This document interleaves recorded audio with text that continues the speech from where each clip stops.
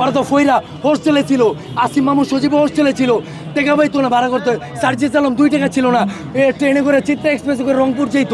এই দেশে অতি দ্রুত ডিসেম্বরের মধ্যে একটা সুষ্ঠু নির্বাচনের ঘোষণা দেওয়া হোক।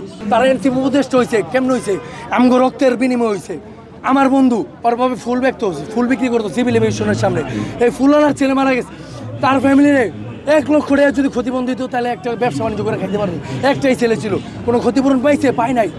এইসব পরিবারে দেয় না, এনসিপি দেয় না, উপদেষ্টা দেয় না।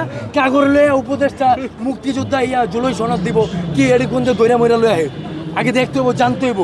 সব টোকাই নিয়ে টোকাই খেলারা। আমরা তো ভালো ফ্যামিলির সন্তান, এর লেগে আমরা তো ফৈরামি করতে চাই না।